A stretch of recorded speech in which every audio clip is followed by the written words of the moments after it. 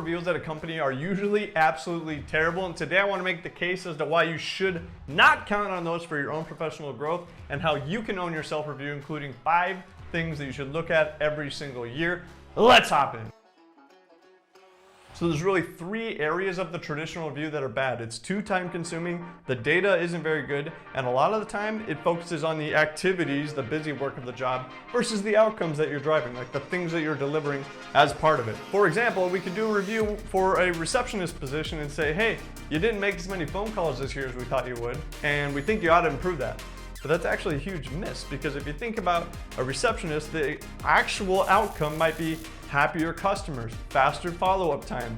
Did we drive the results that the company needs at that level, not just did we make a bunch of phone calls, because that's just busy work. It turns out that most of us like to get feedback about our performance, positive or negative. 83% of employees reported that they do appreciate feedback. Feedback is an important part of our growth so that we can see things, because we can't see things very clearly. However, 90% of HR professionals said that the data that comes in with the review is crappy, it's bad, it's not actually helping anybody. In fact, that kind of makes it a waste of time, and why it's so dreaded, because a lot of us sit through those things and we just don't get the value out of it. And 59% of employees think that it has no impact on their performance. We do it to check the box that we did it, but we're not actually getting the value out of a proper review. And that's unfortunate, because I think reviews, self-reflection, goal setting, all of that is actually an incredibly valuable process that we can take ourselves through so that we can reach the next level in our career. But here's why I think you need to own your review. Here's why I take it so seriously. First, you're accountable for your own success. Nobody else is going to try to make sure that you reach the next level. Nobody else. You are the number one. The buck stops with you about your own progress, your own growth, your own shortcomings. Like, you have to be accountable and responsible for that above everybody else. When you own your self-review, you do it on your schedule, on your cadence. For me, that's about once a year at a grand scale, but I check in with myself every few months just to see how I'm doing on some of that other big picture work. Owning your self-review also forces you to reflect on your own shortcomings and your strengths, and this is actually really motivating because it helps you know where you stand, and without that scoreboard, it's hard to drive to the next level and figure out where exactly you need to adjust your strategy. There's 5 categories that I suggest hitting in a review: milestones, goals, weaknesses, environment, and of course, compensation. That's extremely important. So let's start with milestones. Really, like I said, a review is better focused on the outcomes you're driving, not just the activity that you're doing to get there, because that's just tactics versus strategy. So with milestones, I look for what are the watershed moments of the last year. Like, what are those big defining moments for me that happened? Maybe it was a presentation you gave. Maybe it was a project that you got to deliver. Maybe it was, a metric that you helped the company hit. Whatever those were, those are those big defining moments of the last year. The second thing is, did you earn any new certifications or training? Did you learn any new skills? Third thing to look at would be projects or roles that you were part of, and just try to figure out what are those big milestones that you hit while being part of that project. Did it push you to another level? Did you have to learn new skills? Did you have to network with some people? Did you have to go to some sort of event with that project or role? And what outcome was that role or project driving for the company? And I also look at what are the extracurricular events that you took part of. Some of those are the intangible milestones that you took part of that actually really accelerated your growth or widened your perspective on a certain topic. Number 2 is goals. This is an area that traditional reviews actually kind of do decent depending on where you're at, but I prefer to use OKRs. But I start by looking at what were last year's goals and how did I stack up? How did I do? Why did I succeed, or why didn't I succeed in that area? Maybe the whole landscape changed and the goal became irrelevant, or maybe I didn't have the skills to do that, or the opportunity to do that just didn't present itself because other things became more important. Whatever it is, I like to kind of take some time to understand that, because maybe there's something under the surface there that I need to address. And I like to keep things simple with the goal. I just wanted to set 1 or 2 OKRs, objective and key results, for where I want to be. This year I used this OKR. My objective was to improve my market value. That's what I wanted to do, mission, vision, improve my market value. And I had 3 key results: found a company, deploy a full stack application, have a social media audience of 5,000 plus, which I'm still working on.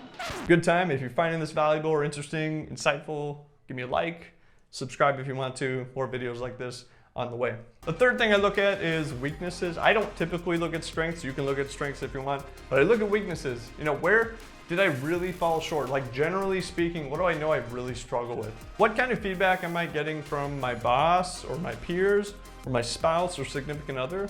Like, some of those people can be the most honest with you and it's hard, but you have to reach out. Remember, you are accountable for your success and your growth. And so you have to kind of be vulnerable and ask those people, like, really, where do I struggle? Like, where do you think that I can improve the most? Like, what do I do that really annoys you? There's typically 4 areas to evaluate with weaknesses. One is your technical skills, that is very job dependent. The other is your soft skills, you know, leadership, communication, that kind of thing. The third is, are there situations that you find yourself in that you're just not very good at? You know, that's kind of a collection of these things.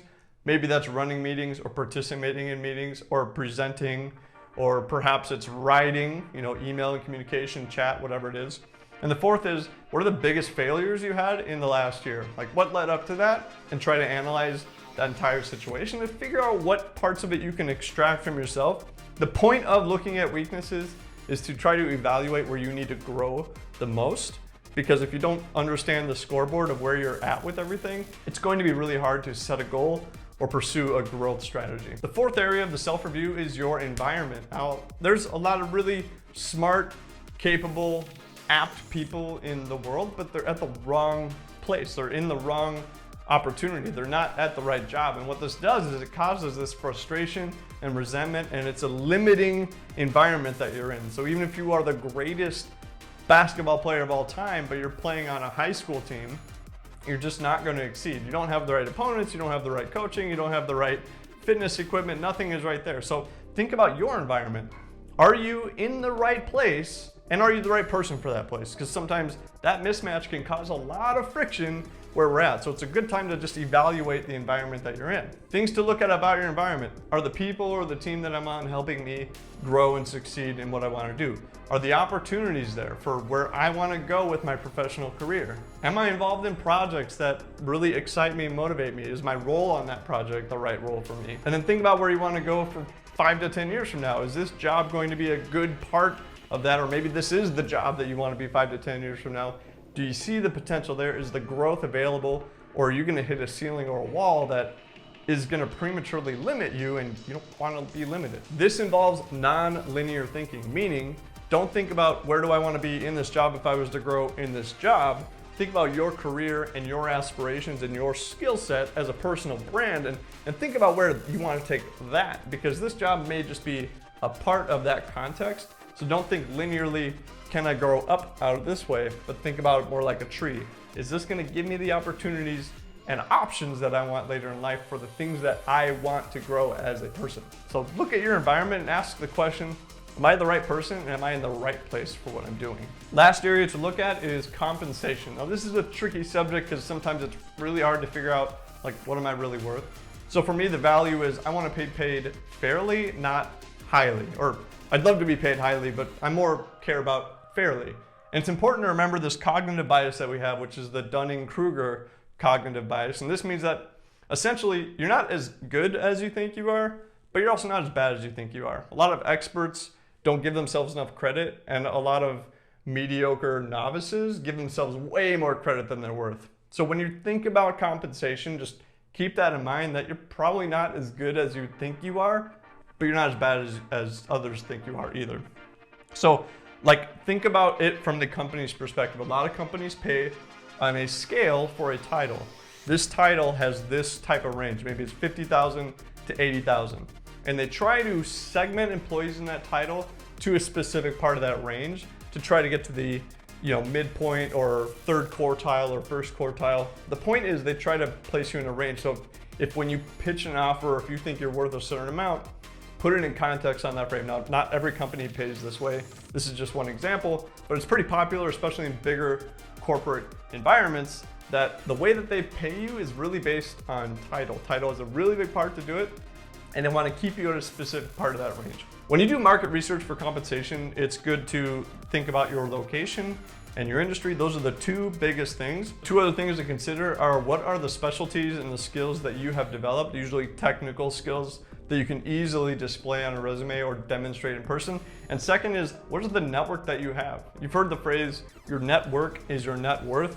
And a lot of jobs are from people that you know. So when you consider, what is the compensation I need?